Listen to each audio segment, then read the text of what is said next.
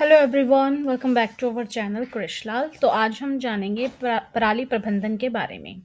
तो चलिए इस वीडियो की हम शुरुआत करते हैं। फसल अवशेष प्रबंधन में प्रयोग होने वाले कुछ उपकरण आमतौर पर किसानों के लिए किसी हथियार से कम नहीं हैं, जैसे कि हैप्पी सीडर। पराली को खेतों में बिना निकाले गेहूं की सीधी बिजाई करने के लिए कृषि विज्ञानियों ने हैप्पी सीडर मशीन के रूप में एक समाधान निकाला है। हैप्पी सीडर पराली संभालने वाला रोटर व जीरो टिल ड्रिल का मिश्रण है। इसमें रोटर धान की पराली को दबाने का काम करता है व जीरो टिल ड्रिल गेहूं की बुआई काम करता है।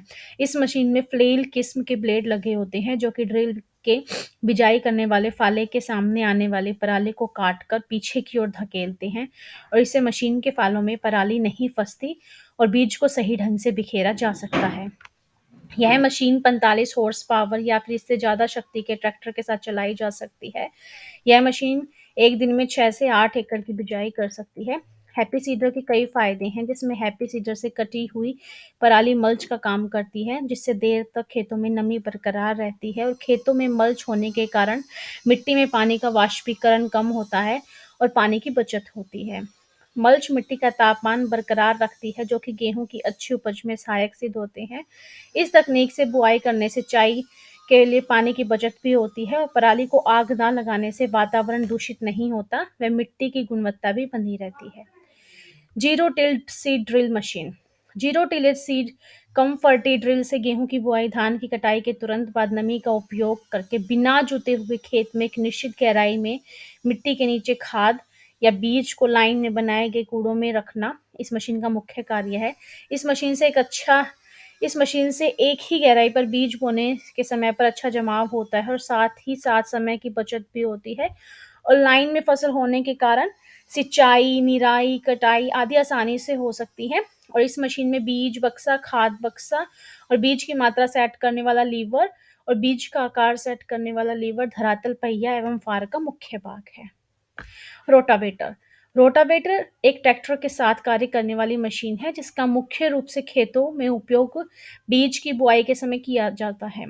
रोटावेटर मक्का, गेहूं, गन्ना आदि के अवशेष को हटाने अथवा इसके मिश्रण करने के लिए उपयुक्त माना जाता है। रोटावेटर के उपयोग से मिट्टी के स्वास्थ्य में सुधार भी आता है और इसके साथ ही साथ धन, लागत, समय और ऊर्जा आदि की भी बचत होती है।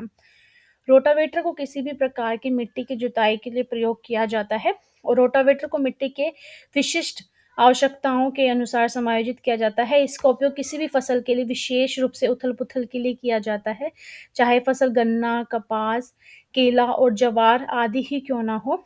रोटावेटर के उपयोग से अन्य यंत्रों की अपेक्षा 15 से 35% तक ईंधन की बचत होती है और ये मिट्टी को तुरंत तैयार कर देता है, जिससे पिछली फसल की मिट्टी की नमी को पूर्णतः उपयोग हो जाता है और ये गीले क्षेत्रों में भी आसानी से काम करता है।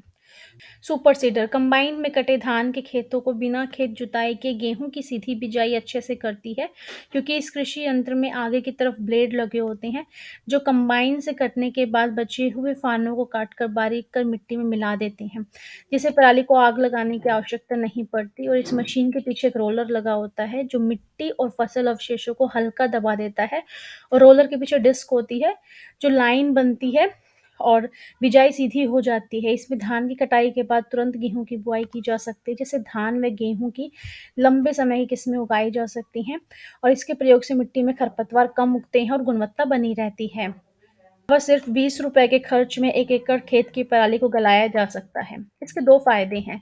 खेत की उर्वरा शक्ति बढ़ेगी, प्रदूषण भी नहीं फैलेगा। इस समाधान का नाम है वेस्ट डीकम्पोज़र। वेस्ट डिकम्पोज़र की एक डिब्बी 20 रुपए की आती है और इसमें फसलों के मित्र फंगस होते हैं और यह करीब 1 माह की पराली को गला सकता है। इससे खेत की उर्वरा शक्ति बढ़ेगी, ऑर्गेनिक कार्बन बढ़ेगा, दीमक कम हो जाएगी और इस तरह पर्यावरण को, किसान दोनों के लिए हितैषी है और वेस्ट डिकम्पोज़र का कोई साइड इफ़ेक्ट नहीं है।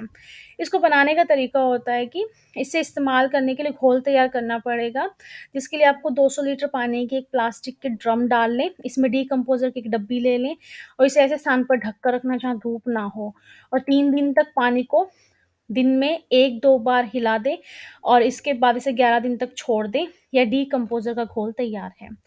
इसको इस्तेमाल करने का तरीका है कि खेत में सिंचाई करते वक़्त इस खोल को थोड़ा-थोड़ा होद या नाली में डालते रहें, यह पूरे खेत में मिल जाएगा।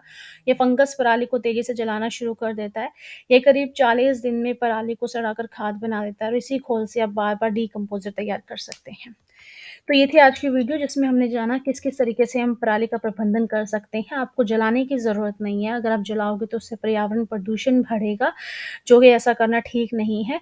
तो कुछ मशीन है, इनको आप यूज़ कर सकते हो पराली के प्रबंधन के लिए या फिर वेस्ट डिकम्पोज़र सबसे बेस्ट है। इस तरीके को आप अपना सकते हो, जिससे पराली अपने आप मिट्टी में गल जाएगी। तो वीडियो कैसी लगी प्लीज़ आप लाइक, शेयर एंड कमेंट कीजिएगा। चलिए मिलते हैं हम नेक्स्ट वीडियो में, तब तक के लिए नमस्कार।